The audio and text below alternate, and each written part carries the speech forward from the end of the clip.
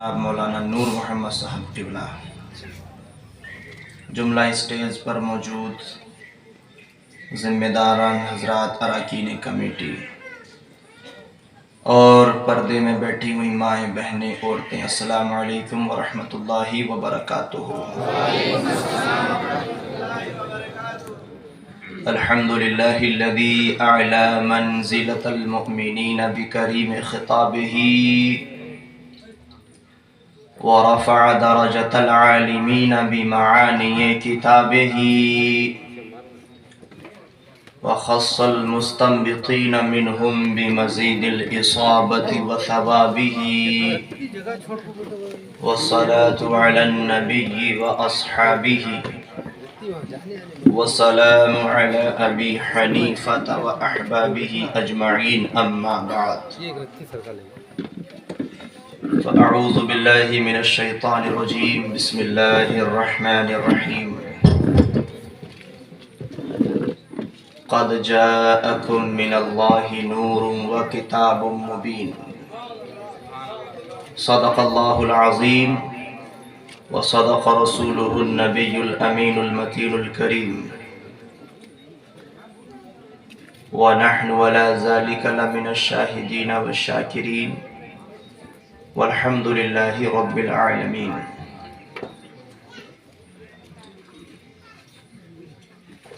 ہے کلام اللہ خود مدحت رسول اللہ کی، ہے کلام اللہ خود مدحت رسول اللہ کی، اور کر رہے جبریل بھی خدمت رسول اللہ کی۔ ہے کلام اللہ خود مدحت رسول اللہ کی، کر رہے جبریل بھی خدمت رسول اللہ کی، کیا سمجھ پائے کوئی عظمت رسول اللہ کی، عرش حق ہے مسند رفعت رسول اللہ کی، اور دیکھنی ہے حشر میں عزت رسول اللہ کی۔ جو غلام مصطفیٰ کے نام سے مشہور ہو اور جس کا سینہ ان کے نور پاک سے معمور ہو، سرخ رو ہو جاتا ہے ان کے عشق میں جو چور ہو۔ تجھ سے اور جنت سے کیا مطلب وہاں بھی دور ہو، ہم رسول اللہ کے جنت رسول اللہ کے، ہم رسول اللہ کے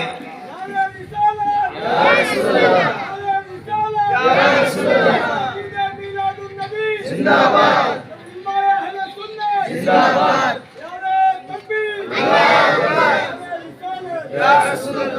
سب سے پہلے ذرا بلند آواز سے حضور کی بارگاہ میں درود پڑھ لیں، اللہم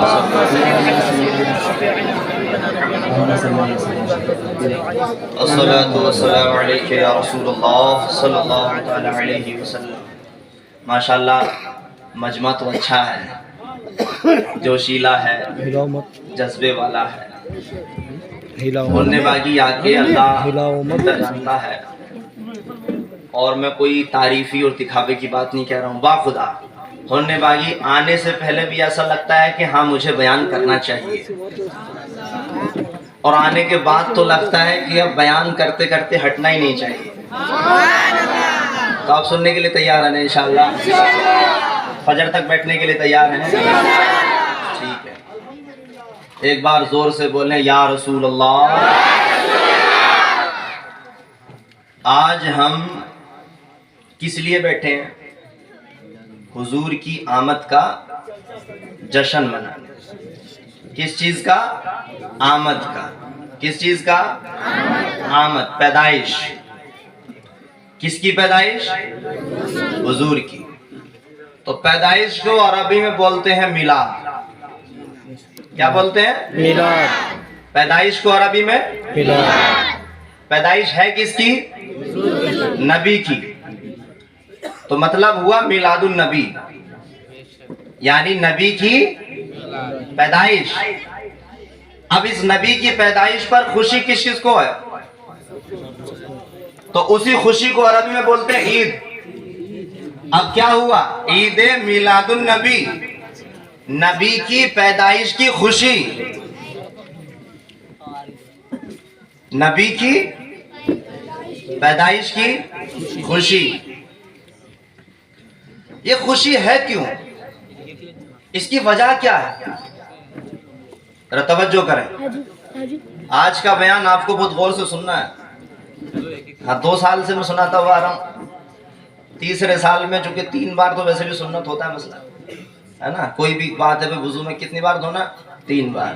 کتنی بار کلی کرنا؟ 3 بار. ہاں تو تیسرے سال سنت پوری ہوتی ہے. تو یہ بیان بڑی غور سے سننا ہے انشاءاللہ. یہ پیدائش کی خوشی کیوں ہے؟ ہم الحمدللہ سب یہاں پر بیٹھے ہیں. ہر انسان کے اندر 5 چیزیں ایسی ہیں کہ جس سے وہ کسی چیز کو محسوس کرتا ہے, دیکھتا ہے, جانتا ہے. ہم سب مسلمان ہیں. اسلام کی جو اسلام کا فرسٹ سینٹنس ہے کیا ہے؟ اللہ کو ماننا. اسلام کا پہلا کلمہ اللہ کو ماننا. Submitting the wills towards the God. اپنی ساری خوشیوں کو اللہ کے لیے قربان کر دینا. اب اللہ کو مانے گا کیسے جب جانے گا ہی نہیں؟ تو ماننے کے لیے جاننا ضروری ہے. اور جانے گا کیسے؟ تو جاننے کی 5 چیزیں ہمارے جسم کے اندر. کتنی؟ 5 چیزیں. پہلا تو ہمارا ہاتھ. مائک ہم نے پکڑا, ہاتھ سے پتا چلا کہ ہاں ٹھنڈا ہے, وزن ہے. ہاتھ سے مجھے پتا چل گیا. کس کی آواز پتلی ہے موٹی ہے وہ سن کے پتا چلے تو کان سے پتا چلے. کتنے پبلک بیٹھی ہے, لڑکیاں بیٹھی ہے, بچے بیٹھے ہیں, یہ کس سے پتا چلے گا؟ آنکھ سے پتا چلے گا. کیسی خوشبو آ رہی ہے, تیرے پسینے میں کتنی بری آ رہی ہے, عطر لگایا بڑی اچھی آ رہی ہے, یہ کیسے پتا چلے گا؟ ناک سے. جو میں کھانے والا ہوں وہ کھٹا ہے کہ میٹھا ہے کیسے پتا چلے گا؟ زبان سے. اب جانا تبھی نہ مانے گا, اور جب زبان کام ہی نہیں کرے گی تو جانے گا کیسے؟ اور جب جانے گا نہیں تو مانے گا کیسے؟ تو یہ 5 چیزیں, ہاتھ, زبان, آنکھ, ناک, کان, یہ سب انسان کی ہے. کس کی ہے؟ انسان کی.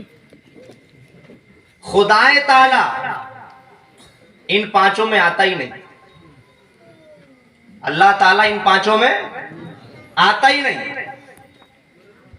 وہ نہ ہی تو زبان سے اس کو ٹیسٹ کیا. اللہ کو کوئی زبان سے ٹیسٹ, اللہ کو کوئی ہاتھ سے پکڑ سکتا نہیں, اس کو کوئی آنکھوں سے دیکھ سکتا, اس کو کوئی کانوں سے سن سکتا. جیسے گلاب کی خوشبو سونگ لی جاتی ہے ایسے کوئی خدا کو سونگ سکتا ہے؟